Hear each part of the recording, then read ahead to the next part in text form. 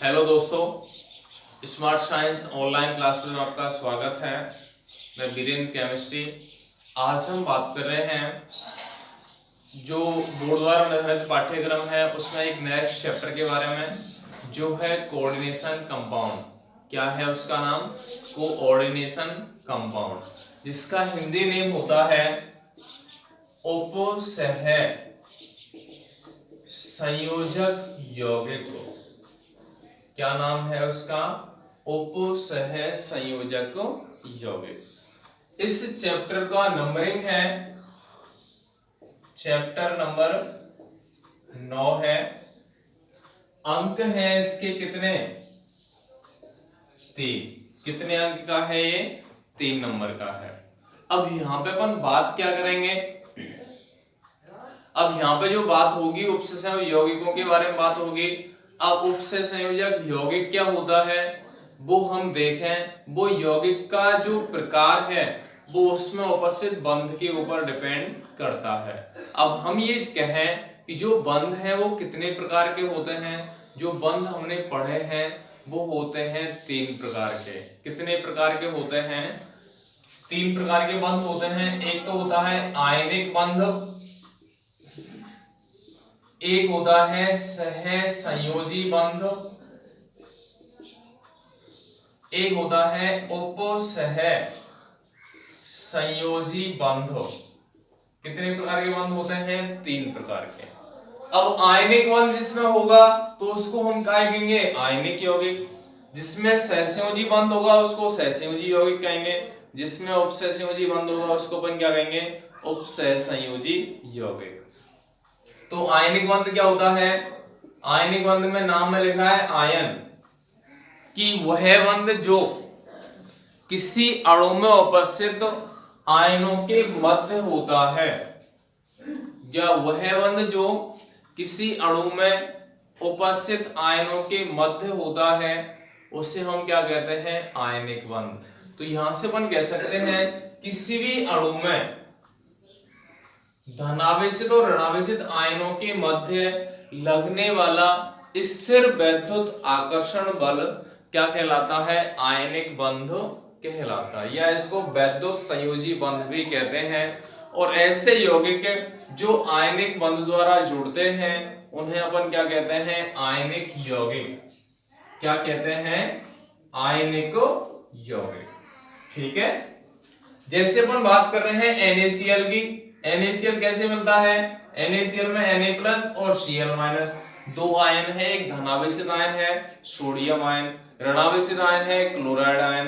दोनों के मध्य attraction force कार्य करेगा, तो जिससे हम क्या कहते हैं? स्थिर वैद्युत आकर्षण बल, और जिसके द्वारा NaCl अणु का निर्माण होगा। तो NaCl किस प्रकार का अणु है? आयनिक यौगिक है। लेकिन इसमें 2 आयन परस्पर योग करके यौगिक बना रहे हैं, तो यह आयनिक योगात्मक यौगिक है। या 2 परमाणु परस्पर जुड़ करके यौगिक का निर्माण करते हैं, तो अपन क्या कह सकते हैं? इसको योगात्मक यौगिक तो है, लेकिन कैसे प्रकार का है? आयनिक है, क्योंकि इसमें आयन ही भाग लेते हैं। ठीक है, कोई समस्या? उसके बाद हम बात करेंगे सहसंयोजी बंध का, कि सहसंयोजी बंध क्या होता है? A और B 2 परमाणु लिए हमने, इसके पास एक इलेक्ट्रॉन है, B के पास भी एक इलेक्ट्रॉन है। अब दोनों का अष्टक पूर्ण नहीं है या स्थायी विन्यास नहीं है, तो ये दोनों क्या करें? अपने इलेक्ट्रॉन का साझा कर लें। अपना जो इलेक्ट्रॉन है उसका क्या कर लें? साझा कर लें। और जो साझित इलेक्ट्रॉन है या जो बंध के इलेक्ट्रॉन होंगे उन पर A का भी अधिकार होगा और B का भी अधिकार होगा। तो यहां से अपन क्या कहते हैं? 2 परमाणुओं के मध्य उपस्थित वह बंध जिसमें भाग लेने वाले दोनों परमाणु समान मात्रा में इलेक्ट्रॉन का साझा करते हैं। दोबारा से सुने। 2 परमाणुओं के मध्य उपस्थित बंध जिसमें भाग लेने वाले दोनों परमाणु समान संख्या में इलेक्ट्रॉन का साझा करते हैं, तो वह बंध सहसंयोजी बंध कहलाता है। सहसंयोजी का मतलब है साथ साथ संयोजन। जितनी मात्रा 2 इलेक्ट्रॉन ये दे रहा है तो 2 इलेक्ट्रॉन ये देगा, 1 इलेक्ट्रॉन दे रहा है तो 1 इलेक्ट्रॉन देगा। जो भी बंध बनेगा वो कैसा कहलाएगा? सहसंयोजी बंध। और ऐसे यौगिक क्या कहलाएंगे, सहसंयोजी यौगिक। कैसे कहलाएंगे, सहसंयोजी यौगिक। जैसे एग्जांपल अपन लें CH4, CH4 जो होता है सहसंयोजी कंपाउंड होता है, या कार्बन के जो बनने वाले यौगिक है वो सामान्यतः कैसी स्थिति में होते हैं, सहसंयोजी प्रकृति के होते हैं। ठीक है, इसके बाद अपन तीसरे बंध की बात करेंगे। कौन सा बंध है, उपसहसंयोजी बंध। कौन सा बंध है, उपसहसंयोजी बंध। कैसे होता है वो देख लें। दो परमाणु हैं A और B, इस A के पास तो 2 इलेक्ट्रॉन उपस्थित है, लेकिन B के पास कोई इलेक्ट्रॉन नहीं है, लेकिन दोनों को साझा कराना है। मतलब इसके पास इलेक्ट्रॉन की प्रेजेंस है लेकिन इसके पास कुछ नहीं है। जैसे दो पार्टनर हैं, दो कैंडिडेट हैं जो साझा करना चाहते हैं, एक के पास पावर है लेकिन पैसा नहीं है, और एक के पास पैसा है लेकिन पावर नहीं है। तो यहां से अपन क्या करेंगे, जब ये दोनों मिल जाएंगे तो एक के पास तो इलेक्ट्रॉन है, एक के पास इलेक्ट्रॉन नहीं है, तो ये क्या करें, दोनों की दोनों इलेक्ट्रॉन इस बंध में दे दें, और दोनों इलेक्ट्रॉन इस बंध में है। किसके इलेक्ट्रॉन है, ए के, लेकिन इन दोनों ही इलेक्ट्रॉन पर ए का भी उतना ही अधिकार है और बी का भी उतना अधिकार होता है। तो यह जो बंध है वो कैसा कहलाता है, उपसहसंयोजी बंध। कैसा बंध कहलाएगा, उपसहसंयोजी बंध। दोबारा से परिभाषा सुने, दो परमाणुओं के मध्य उपस्थित वह बंध जिसमें बंध के दोनों इलेक्ट्रॉन केवल एक ही परमाणु द्वारा दिए जाते हैं। दो परमाणुओं के मध्य उपस्थित वह बंध जिसमें बंध के दोनों इलेक्ट्रॉन केवल एक परमाणु द्वारा दिए जाते हैं, उपसहसंयोजी बंध कहलाता है। तथा बंध के दोनों ही इलेक्ट्रॉन पर दोनों परमाणुओं का समान अधिकार होता है, उसे हम क्या कहते हैं, कोऑर्डिनेशन बॉन्ड या उपसहसंयोजी बंध। ठीक है, तो इस प्रकार से हम ये एक बेसिक पॉइंट है। उसके बाद हम इसके बारे में बात करेंगे, इसके बारे में पढ़ेंगे। देख लें, इस चैप्टर में सबसे पहला पॉइंट आता है योगात्मक यौगिक। योगात्मक यौगिक। अब किसी भी स्टूडेंट से पहले अपन योगात्मक यौगिक तो तब पढ़ेंगे, पहले क्या पढ़े, यौगिक। कोई बताएगा यौगिक क्या होता है, यौगिक की स्थिति कैसे प्राप्त होती है, यौगिक को कैसे अपन परिभाषित कर सकते हैं, बताओ यौगिक क्या होता है। हम पढ़ते हैं तत्व और यौगिक। तत्व का मतलब क्या होता है, ऐसे पदार्थ जो एक ही प्रकार के परमाणुओं से मिलकर बने होते हैं क्या कहलाते हैं, तत्व कहलाते हैं। ऐसे पदार्थ जो समान प्रकार के एक ही प्रकार के परमाणुओं से मिलकर बने होते हैं क्या कहलाते हैं, यौगिक, वो तत्व। और दूसरी स्थिति आती है ऐसे पदार्थ जो एक से अधिक प्रकार के परमाणुओं के संयोग से मिलकर बने होते हैं, उन्हें हम क्या कहते हैं, यौगिक कहते हैं। ठीक है, या दो से अधिक परमाणु से मिलकर बने होते हैं क्या कहलाते हैं, यौगिक। ठीक है, अब यहां से अपन कहते हैं क्या कि जब एक से अधिक परमाणु या दो से अधिक परमाणु परस्पर संयुक्त होते हैं, जुड़ते हैं, तो जिनका निर्माण होता है उन्हें अपन क्या कहते हैं, योगात्मक यौगिक। क्योंकि जुड़ करके जो यौगिक या जो पदार्थ बनेगा उससे हम क्या कहेंगे, योगात्मक यौगिक। दोबारा से परिभाषा सुने कि ऐसे पदार्थ जो दो से अधिक परमाणुओं के निश्चित अनुपात में मिलकर बने होते हैं या निश्चित अनुपात से मिलकर बने होते हैं क्या कहलाते हैं, योगात्मक यौगिक। इसके अंतर्गत लवण भी हो सकते हैं, इसके अंतर्गत लवण भी आ सकते हैं। तो यहां से अपन बात करेंगे कैसे होगा, एक सीरियल से लवण की स्थिति अगर आती है तो यहाँ पे लवण के अकॉर्डिंग जो यौगिक हैं वो तीन स्थिति पर पढ़ेंगे। एक तो पढ़ेंगे सामान्य या सरल लवण, एक पढ़ेंगे अपन द्विक लवण, और एक तीसरा पढ़ेंगे संकुल यौगिक। तीसरा पढ़ेंगे संकुल यौगिक। एक एक करके अपन डिफाइन करें, क्योंकि लवण भी एक प्रकार का यौगिक है। अब यहां से अपन बात कर रहे हैं सामान्य और सरल लवण क्या होता है। कि ऐसे पदार्थ या ऐसे लवण जो एक ही प्रकार के धनायन और एक ही प्रकार के ऋणायन से मिलकर बने होते हैं। दोबारा सुने परिभाषा, ऐसे लवण या ऐसे पदार्थ जो एक प्रकार के धनायन तथा एक ही प्रकार के ऋणायन से मिलकर बने होते हैं सामान्य या सरल लवण कहलाते हैं। जैसे एग्जांपल लें, माना कि कैल्शियम क्लोराइड है CaCl2, यदि इसको जल में घोला जाए तो ये आयनों में विभक्त होगा। जल में घोलने पर क्या होगा, आयनों में टूटेगा, बटेगा, क्या मिलेगा यहाँ से Ca+2 प्लस में 2Cl-। अब यहां से अपन देखें धनायन कौन सा है, कैल्शियम+2 एक ही प्रकार का है। ऋणायन कौन सा है, Cl-, वो भी एक ही प्रकार का है। और कोई ऋणायन है क्या, नहीं है। तो हम क्या कहेंगे, क्योंकि ऐसे लवण जिन्हें जल में घोला जाए तो एक ही प्रकार के धनायन और एक ही प्रकार के ऋणायन में विभक्त हो जाते हैं सामान्य या सरल लवण कहलाते हैं। या अपन कह सकते हैं ऐसे लवण जो एक प्रकार के धनायन तथा एक प्रकार के ऋणायन से मिलकर बने होते हैं सामान्य या सरल लवण कहलाते हैं। ठीक है, कोई दिक्कत, आराम से परिभाषा दे सकते हैं सामान्य या सरल लवण की। उसके बाद हम बात करेंगे दूसरा द्विक लवण। कौन सी स्थिति आएगी, द्विक लवण के लिए देख लें। द्विक का मतलब होता है दो। द्विक का मतलब क्या होता है, दो। अब यहां से अपन क्या कहते हैं, कैसे परिभाषा होती है, ऐसे लवण जो ठोस अवस्था में स्थायी होते हैं। क्या कह रहे हैं, ऐसे लवण जो ठोस अवस्था में कैसे होते हैं, स्थायी। ऐसे लवण जो ठोस अवस्था में स्थायी होते हैं, लेकिन जब इन्हें जल में घोला जाता है,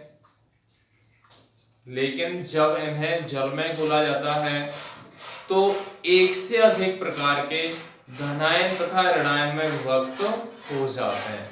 धनायन तथा ऋणायन में विभक्त हो जाते हैं, क्या कहलाते हैं, द्विक लवण।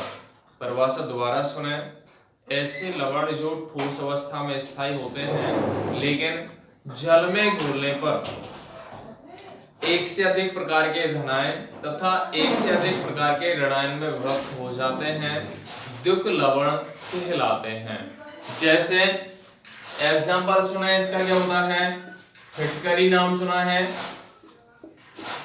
फिटकरी है। फिटकरी का सूत्र क्या होता है, K2SO4 Al2SO4 का होल थ्राइस डॉट 24H2O। यहां पोटेशियम सल्फेट है, एल्युमिनियम सल्फेट है और 24 अणु जल के हैं जो क्रिस्टलन जल की तरह ही कार्य करता है।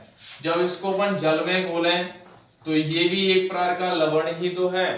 तो लवण जल में घोलने पर आयनित होते हैं। तो आयनित होने के बाद क्या बनेगा, यहां से एक तो क्या बनेंगे, पोटेशियम, 2 पोटेशियम बनेगा, प्लस में यहां से क्या बनेगा, SO4-2, यहां से 2 Al+3 आएंगे, प्लस में 3 SO4-3 आएगा, SO4-2।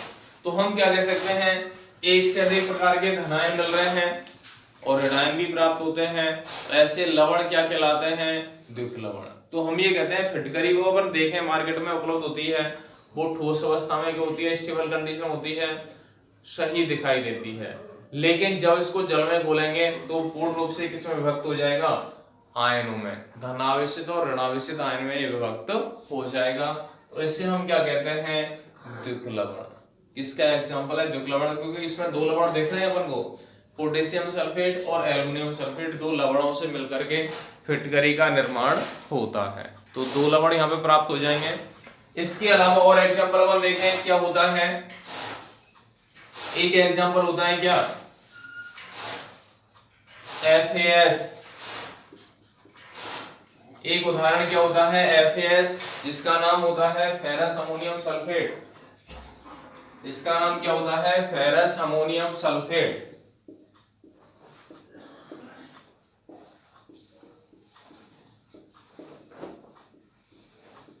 Ferrous ammonium sulphate. ये प्रैक्टिकल में भी काम में आता है। अब इसका सूत्र क्या होता है, FeSO4 डॉट NH4 का whole twice SO4 dot 6H2O। Ferrous ammonium sulphate का सूत्र होता है ferrous sulphate dot ammonium sulphate dot 6H2O। यहाँ पर अपन कह सकते हैं दो लवण है।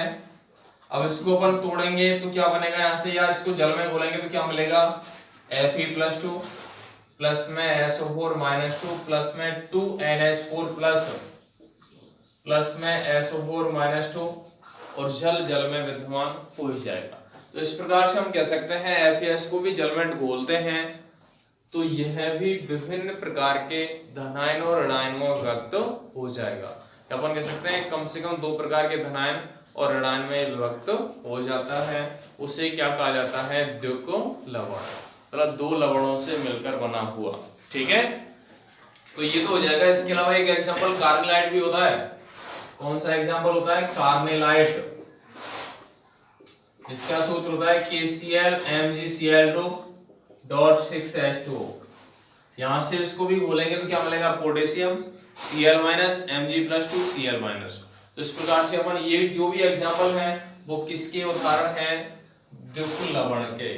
तो सीधी सी परिभाषा है, ऐसे लवण जो ठोस अवस्था में स्थायी होते हैं लेकिन जल में घुलने पर दो या दो से अधिक आयनों में विभक्त हो जाते हैं। ये अपन कह सकते हैं कम से कम दो प्रकार के धनायन तथा ऋणायन में विभक्त हो जाते हैं। क्या कहलाते हैं, द्विक लवण कहलाते हैं।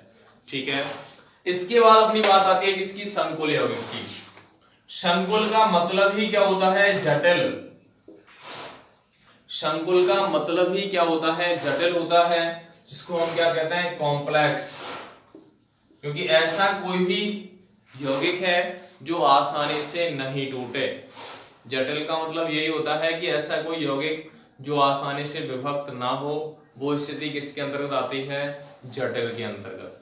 परिभाषा कैसे होती है वो अपन सुने, क्या होती है, जटिल का मतलब क्या होता है कि ऐसे पदार्थ या ऐसे यौगिक जो ठोस तथा जलीय, ऐसे पदार्थ जो ठोस तथा गलित या जलीय विलयन में स्थायी होते हैं। क्या कह रहे हैं हम, ऐसे यौगिक जो ठोस अवस्था तथा गलित अवस्था दोनों में कैसे होते हैं, स्थायी स्थायी होते हैं। अर्थात जब इन्हें जल में घोला जाता है तो पूर्ण रूप से आयनों में विभक्त नहीं होते। जब इन्हें जल में घोला जाता है तो पूर्ण रूप से आयनों में विभक्त नहीं होते, पूर्ण रूप से आयनों में विभक्त नहीं होते। ठीक है, अब ये स्थिति कैसे मिलेगी, कैसे अपन एग्जांपल शो करें, किस प्रकार की कंडीशन मिलेगी, देख लें। K4 FeCN का होल 6। ऐसे यौगिक तुमने बाई चांस ही कभी पढ़े होंगे, नहीं पढ़े होंगे, क्योंकि ये यौगिक अपने 11th क्लास में कहीं टॉपिक ही नहीं है जिससे इनको अपन पढ़ पाए। यहाँ अपना पूरा चैप्टर ही इन पे डिपेंड करता है, तो इसके बारे में अपन बात करेंगे। यहाँ पे जैसे एग्जांपल क्या है, यहाँ पे K4 FeCN का होल 6 एक बड़ा कोष्ठक है, उसके अंदर आयरन दिख रहा है Fe, उससे संबंधित Cn दिख रहे हैं, कितनी संख्या है, 6। इस बड़े कोष्ठक के बाहर क्या दिख रहा है, पोटेशियम। यदि इसको अपन जल में घोलें, जल में घोलने पर जो बड़ा कोष्ठक है उसके अंदर जो उपस्थित धातु है या कोई भी स्पीशीज है उनमें कोई चेंजिंग नहीं होता। केवल क्या होगा, जो बाहर उपस्थित आयन दिख रहे हैं, पोटेशियम जो दिख रहे हैं वो अलग चले जाएंगे और पूरा जो बड़ा कोष्ठक वाला भाग है वो अलग चला जाएगा। तो यहाँ से क्या मिलेगा, यहाँ 1 होता है, यहाँ पे 4 है। अब इसको अपन होता है लवण जब बनाते हैं तो अपन क्रॉस होता है, तो ये 1 तो कहाँ आएगा, पोटेशियम पे, ये 4 कहाँ जाएगा, इस बड़े कोष्ठक पे। मिलेगा क्या, K प्लस में FeCN का होल 6 -4, 4K प्लस मिलेगा, प्लस में FeCN का होल 6 -4। मतलब क्या हुआ, ये जो बड़े कोष्टक वाला भाग है ये ठोस अवस्था में भी ऐसा ही है, और जब इसको जल में घोल दें तब उसमें कोई चेंजिंग मिल रहा है क्या? नहीं मिलता। तो यहां से अपन कह सकते हैं कि ऐसा कोई यौगिक है जो ठोस अवस्था और गलित अवस्था दोनों में ही स्थायी होता है, अर्थात जब इसे जल में घोला जाता है तो पूर्ण रूप से आयनों में विभक्त नहीं होता। अगर पूर्ण रूप से आयनों में विभक्त हो जाता है इसका मतलब क्या था, K+ बनेगा, Fe+2 या +3 बनेगा यहाँ पे, और Cn- बनना चाहिए था, लेकिन ये बन रहा है क्या? नहीं बन रहा है। इसका मतलब है ये कैसी अवस्था में रहता है? हर संभव स्थायी अवस्था में ही प्राप्त होता है। तो ऐसे यौगिक क्या कहलाते हैं? जटिल यौगिक या संकुल यौगिक। क्या कहलाते हैं? जटिल यौगिक या संकुल यौगिक। परिभाषा दोबारा सुन लें। ऐसे पदार्थ जो ठोस तथा गलित अवस्था दोनों में स्थायी होते हैं, ठोस अवस्था तथा गलित अवस्था दोनों में स्थायी होते हैं, अर्थात जब इन्हें जल में घोला जाता है तो पूर्ण रूप से आयनों में विभक्त नहीं होते। क्या कहलाते हैं? संकुल यौगिक या जटिल यौगिक कहलाते हैं। जैसे उदाहरण के तौर पर, ठीक है, इस प्रकार की स्थिति मिल सकती है। कोई भी एग्जांपल और भी ले सकते हैं, क्योंकि धीरे धीरे करके अपन ऐसे बहुत सारे एग्जांपल, पूरे चैप्टर में ही ऐसे एग्जांपल हैं, लेकिन धीरे धीरे अपन को यार नई चीज अपन जब पढ़ते हैं तो थोड़ा सा अटपटा लगता है, लेकिन उसको एक दो बार अपन रिपीट करते जाएंगे तो किसी प्रकार की समस्या क्रिएट नहीं होगी, कोई दिक्कत नहीं आएगी। तो इस प्रकार से हम उसको डिफाइन कर सकते हैं। तो ये तो हो जाते हैं अपने योगात्मक यौगिक के प्रकार, ठीक है। योगात्मक यौगिक कौन कौन से हैं? कौन कौन से पढ़े हैं हमने? सामान्य या सरल लवण, एक पढ़ा है अपने द्विक लवण, और एक पढ़ा है समकुल यौगिक, ठीक है। अब हम बात करेंगे जो उपसहसंयोजक यौगिक है उसकी परिभाषा। उपसह संयोजक यौगिक के लिए जो डेफिनेशन आती है वो क्या होती है? परिभाषा क्या है सुने, होता क्या है? ऐसे यौगिक जिनमें केंद्रीय धातु परमाणु, क्योंकि हमें पता है कोई भी अगर बंध बनता है, कोई भी अगर संरचना होती है तो उसमें सेंट्रल एटम होता है, कोई ना कोई केंद्र में उपस्थित होता है। यहां से अपन कह रहे हैं कि ऐसे यौगिक जिनमें केंद्रीय धातु परमाणु दाता परमाणुओं के साथ उपसह संयोजी बंध द्वारा जुड़ करके एक निश्चित ज्यामिति में उपस्थित होता है। दोबारा सुने, ऐसे यौगिक जिनमें केंद्रीय धातु परमाणु दाता परमाणुओं के साथ उपसह संयोजी बंध बना करके एक निश्चित ज्यामिति में उपस्थित होता है, उसे हम क्या कहते हैं? उपसह संयोजी यौगिक कहा जाता है, ठीक है। अब यहां से अपन देख रहे हैं कैसे होगा। माना कि अपन ने अभी लिया था क्या, FeCN का होल 6, उसमें आगे क्या था K4, इसको अगर हटा दें तो इस पे क्या आ रहा है -4, इधर क्या आ रहा है +1। तो यहाँ पे जो FeCN का होल 6 है इसमें अपन देखें जो बड़े कोष्टक में सबसे पहले आता है उसको तो अपन क्या कहते हैं? केंद्रीय धातु परमाणु, क्योंकि आयरन धातु है या नहीं है? धातु है, और ये अगर संरचना में व्यवस्थित होगा तो सेंटर में होगा तो इसको अपन क्या कहते हैं? केंद्रीय धातु। और इस आयरन से कौन जुड़ेगा? Cn जुड़ेंगे, और Cn को हम क्या कहते हैं? दाता। दाता का मतलब है देने वाला, दाता परमाणु या दाता स्पीशी। अब ये अगर जुड़ते हैं तो बनेगी संरचना कैसी? आयरन। यहां पर अपन देखें Cn कितने टोटल? 6। Cn कितने हैं? 6 हैं। तो यहाँ पे बंध भी कितने बनेंगे? 6 बनेंगे। अब यहां से अपन ने 6 बंध बना दिए तो सब जगह अपन क्या जोड़ रहे हैं? Cn, ये जोड़ दिया। यहां इलेक्ट्रॉन कौन देगा? Cn देगा। तो अब देखो सभी में आयरन और Cn के मध्य कैसा बंध है? उपसह संयोजी बंध है। और जब ये जुड़ जाते हैं तो इनकी एक निश्चित संरचना होती है त्रिविमीय, और उस निश्चित संरचना को अपन क्या कहते हैं? त्रिविमीय ज्यामिति। अब समन्वय वो अपना संख्या इसकी 6 है तो ज्यामिति क्या मिलेगी? अष्टफल की है। समन्वय संख्या 5 होती तो अलग स्थिति मिलती, 4 होने पर अलग स्थिति मिलती। तो इस प्रकार हम कह सकते हैं जितने बंध बनते हैं उसी के अकॉर्डिंग संरचना का नाम प्राप्त होता है। तो यहां से अपन दोबारा से परिभाषा सुन लें, क्या होती है कि ऐसे यौगिक जिनमें केंद्रीय धातु परमाणु दाता परमाणुओं के साथ, केंद्रीय धातु परमाणु दाता परमाणुओं के साथ उपसह संयोजी बंध बना करके निश्चित ज्यामिति में व्यवस्थित होता है, उपसह संयोजक यौगिक कहलाते हैं। ठीक है, जिनमें दाता परमाणु या अपन कह सकते हैं दाता स्पीसीज ये है, और जो केंद्रीय धातु परमाणु है वो किसकी तरह कार्य करता है, ग्राही स्पीसीज की तरह या ग्राही परमाणु की तरह कार्य करता है, क्योंकि इस बंध में एक तो इलेक्ट्रॉन देता है, दूसरा इलेक्ट्रॉन ग्रहण करता है, तो एक तो दाता हो गया और एक कैसा हो गया, ग्राही। तो इस प्रकार से हम कह सकते हैं उपसह यौगिक की परिभाषा ये प्राप्त होती है। तो आज हमने जनरल टॉपिक जो है, जो बेसिक्स हैं उसके बारे में बात की है, और बात अपन करेंगे नेक्स्ट टाइम नेक्स्ट टॉपिक के साथ। तो सभी स्टूडेंट जो पहला चल रहा था सरफेस केमिस्ट्री उसको कंप्लीट करें, उससे संबंधित जो क्वेश्चन है बुक में है उनको अपन कंप्लीट करें।